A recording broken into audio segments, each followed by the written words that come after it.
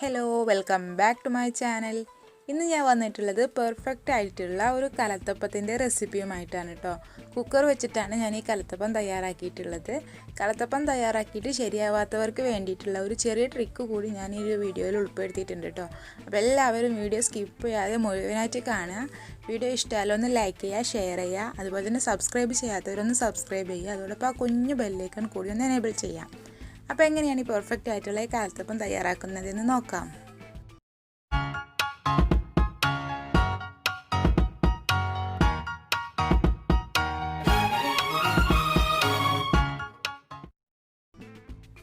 നമ്മൾ ഈ കലത്തപ്പം തയ്യാറാക്കാൻ വേണ്ടിയിട്ട് പച്ചരിയാണ് കേട്ടോ ഉപയോഗിക്കുന്നത്.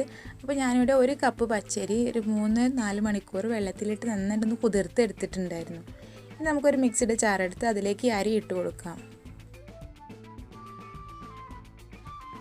ഇനി ഇതിലേക്ക് ആവശ്യമായിട്ടുള്ള വെള്ളം ഒഴിച്ചു കൊടുക്കണം.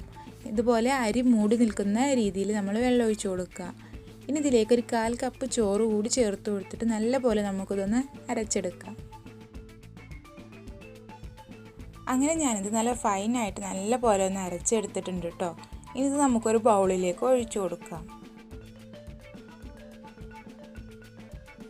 അങ്ങനെ ഞാൻ ഈ അരച്ചെടുത്തിട്ടുണ്ടായിരുന്ന ബാറ്റർ മുഴുവനായിട്ട് ഈ ഒരു ബൗളിലേക്ക് ഒഴിച്ചു കൊടുത്തിട്ടുണ്ട്. ഇനി നമ്മളിതിലേക്ക് ശർക്കരപ്പാനി ഒഴിച്ചു കൊടുക്കാം കേട്ടോ. അപ്പോൾ ഞാനിവിടെ എടുത്തിട്ടുള്ളത് 2 അച്ച് ശർക്കര 1/2 കപ്പ് വെള്ളത്തിൽ നല്ല പോലെ ഒന്ന് മെൽറ്റ് ചെയ്തെടുത്തിട്ടുള്ളതാണ് കേട്ടോ. അപ്പോൾ ഈ ശർക്കര കുറച്ച് വൈറ്റ് കളറുള്ളതായതുകൊണ്ട് ഈ അപ്പത്തിന് കുറച്ച് നിറം കുറവുണ്ട്. അപ്പോൾ നിങ്ങൾ എടുക്കുമ്പോൾ ഡാർക്ക് ശർക്കര നോക്കി എടുക്കാൻ വേണ്ടി ശ്രദ്ധിക്കുക കേട്ടോ. ഇനി നമ്മൾ ഈ ചൂടോടെ തന്നെ ഈ ശർക്കര മാവ് ഇതിലേക്ക് കുറച്ചായിട്ട് ഒഴിച്ചു കൊടുത്ത് നന്നായിട്ടൊന്ന് മിക്സ് ചെയ്തെടുക്കാം.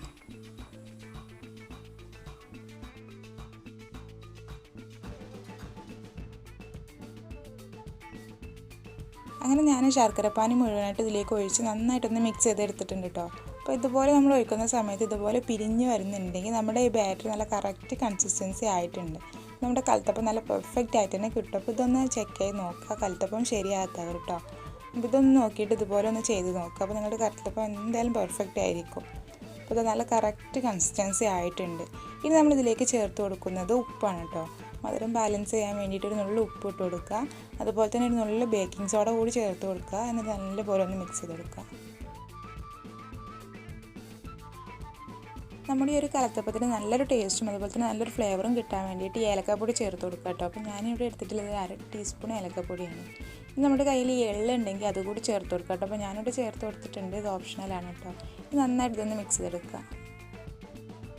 ഞാൻ ഈ കലത്തപ്പം തയ്യാറാക്കുന്നത് കുക്കറിലാണ് കേട്ടോ. അപ്പോൾ ഞാനിവിടെ അടുപ്പിലൊരു കുക്കർ വെച്ച് കൊടുത്തിട്ടുണ്ട്. ഇത് നല്ലപോലെ ചൂടായി വരുമ്പോൾ ഇതിലേക്ക് വെജിറ്റബിൾ ഓയിൽ ഒഴിച്ച് കൊടുക്കുക. ഇനി ഞാൻ അതിലേക്ക് ഇട്ട് കൊടുത്തിട്ടുള്ളത് തേങ്ങ കൊത്താണ് കേട്ടോ. തേങ്ങ ചെറുതായിട്ടൊന്ന് കട്ട് ചെയ്തെടുത്തിട്ടുള്ളത് അതിട്ട് കൊടുത്തിട്ട് നല്ലപോലെ ഇതൊന്ന് മൂപ്പിച്ചെടുക്കുക. ഇപ്പോൾ ഇത് ഏകദേശം മൂത്ത് വന്നിട്ടുണ്ട്. അപ്പോൾ ഇതിലേക്ക് ചുവന്നുള്ളി ചെറുതായിട്ട് കട്ട് ചെയ്തത് കൂടി ഇട്ട് കൊടുത്തിട്ട് നല്ലപോലെ ഒന്നുകൂടി മൂപ്പിച്ചെടുക്കുക.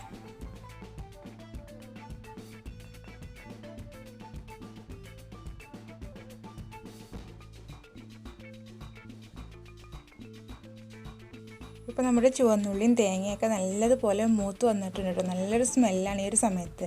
ഇനി ഇതിലേക്ക് നമ്മൾ തയ്യാറാക്കി വെച്ചിട്ടുള്ള ബാറ്റർ ഇതിലേക്ക് മുഴുവനായിട്ടും ഒഴിച്ചു കൊടുക്കുക.